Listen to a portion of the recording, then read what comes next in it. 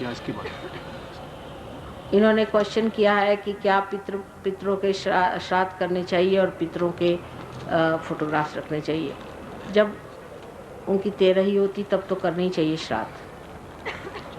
और श्राद्ध भी डिस्क्रिशन की बात आ गई फिर से कि अगर समझ लीजिए आपके सहयोग में आपने देखा कि आपका राइट हार्ट पकड़ रहा है, यानी आपके पिता जो है जो मर गए हैं वो अभी भी संतुष्ट नहीं, तो श्राद्ध करना चाहिए, उसमें कोई नहीं, पर सहयोग स्टाइल से श्राद्ध करना चाहिए, न कि एक ब्राह्मण को बुलाओ और उसको खाने को दो।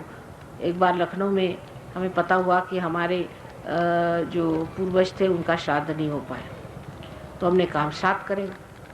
तो उन्होंने कहा कि भाई तुम्हारा श्राद्ध का क्या विधि है। हमने कहा हमारा तो ये कि हम खाना बना के और सबको खिलाएंगे खाना, बस ये हमारा श्राद्ध है।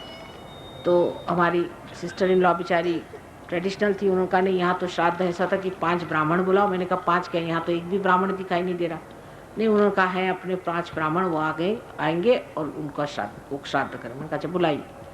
तो 5 आदमी आए, वो तो बिल्कुल पार नहीं थे, ना ब्राह्मण थे। 5 आदमी आके बैठे। मैंने भाई कहा तुम्हारा, मैंने कहा देखे तो सही क्या होता है, वह कैसे श्राद्ध करे। कुछ नहीं, कहले 5-5 किलो आप कलाकंद मंगा लीजिए। मैंने कहा अच्छा भाई ये तो बहुत आसान है।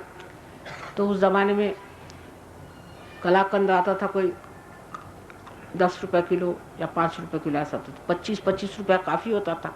मेरे हस्बैंड तो सरकारी नौकर थे। उनको भाई चलो श्राद्ध एक बार करना, हमारी नंदरानी है उनको भी खुश करना। हमने कहा चलो भाई ले आओ। तो हम सबके लिए ले आए 25 किलो और 5-5 किलो एक ब्राह्मण 5 ब्राह्मणों को दिया जो वो आए थे। मैंने सोचा ये घर बांध के ले जाएंगे। उन्होंने वही दोने खोले, ना अपने बच्चों का सोचा न किसका, सब खाना शुरू कर और सब खा गए 5-5 किलो। मैं तो देखती रह गई।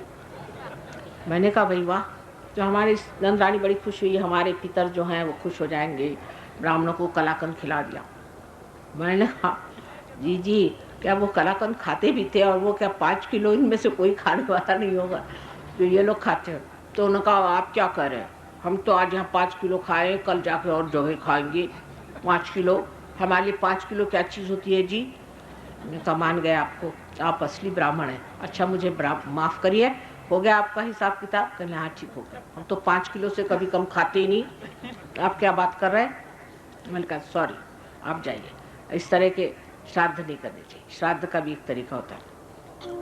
दूसरा एक और किस्सा है, सहयोगी एक थे, वो ब्राह्मण है, तो सहयोग में आकर के असली ब्राह्मण हो गए महाराष्ट्र में। तो उनके जो महाराष्ट्र के ब्राह्मण हैं वो जब हो जाते हैं पार, तो वो कहते हैं अच्छा ये ब्राह्मणों को अब ठीक करना है।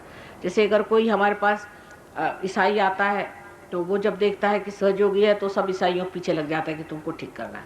कोई अगर सरदार जी आता है तो वो कहता है कि माता जी, हर समय उसको लगता है कि सरदार जी को ठीक करो, मैं सरदार जी ठीक हो गया बाकी के। और सही बात है, अगर आपको वाकई उनके लिए फीलिंग है तो आप चाहेंगे कि सब सरदार जी ठीक हो जाए। तो इसी प्रकार होता है। सो एक ब्राह्मण हमारे यहाँ थे, वो ब्राह्मण हो गए, तो अब वो ब्राह्मणों के पीछे पड़ गए। तो उनकी माँ ने कहा कि ये तुम्हारे बाप का श्राद्ध है तो तुम जाके एक ब्राह्मण को बुला लाओ। उनका मैं नहीं जाता किसी को बुलाने, ये कोई ब्राह्मण नहीं। उनका भाई अपने खानदानी ब्राह्मण है, खानदानी होते जैसे नाई होते हैं खानदानी, चूड़ी हारने होती है, जैसे ब्राह्मण भी खानदानी।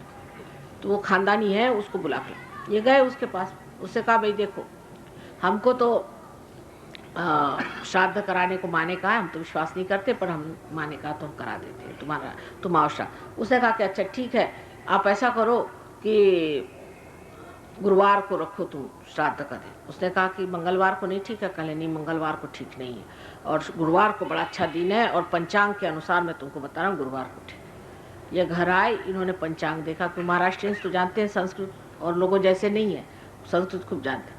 पढ़ा उन्होंने, पंचांग में लिखा था कि निषिद्ध है, गुरुवार के दिन होना ही नहीं चाहिए श्राद्ध।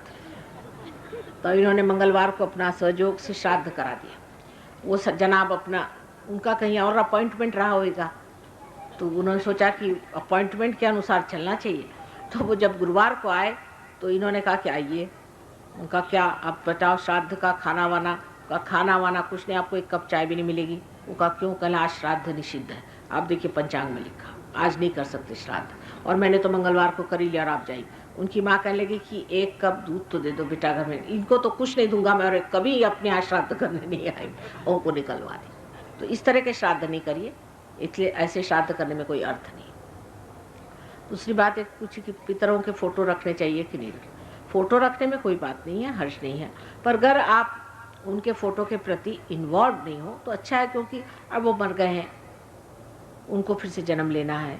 उनको बेकार में आप अपने, अब वो तो कहा कि उनके फ़ोटो क्या रख दिए, उनकी आरती होगी, पूजा होगी, उनके सामने रोएंगे धोएंगे हर समय, तो ऐसा अगर हो रहा है तो उसको अंदर रख दीजिए। अगर उसके प्रति ये भावना हो कि अब ये मर गए, ये हमारे पिता थे, ठीक है, बस, तो फिर कोई ऐसा नहीं, प्रॉब्लम नहीं हो।